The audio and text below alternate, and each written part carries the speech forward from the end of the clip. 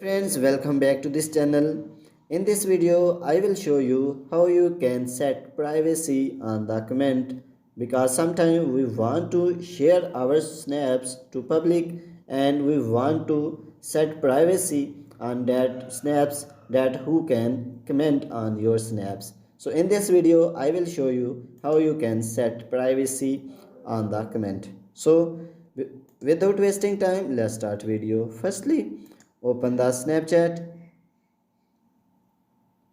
and then you will see profile icon at the top left corner. Click on it and then you will see setting options. Click on it and then scroll down the page and then you will see comment setting. Click on it and here are three options: manually approved, all comments need to be approved by you.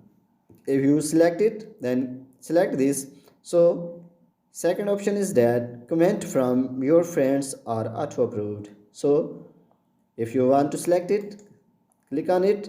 And last one is that all comments are auto approved by default. So if you want to select it, then you can select it according to you. So in this way you can set the privacy and comment on your snap. So if this video is helpful for you, please like the video and subscribe our channel. Thanks for watching.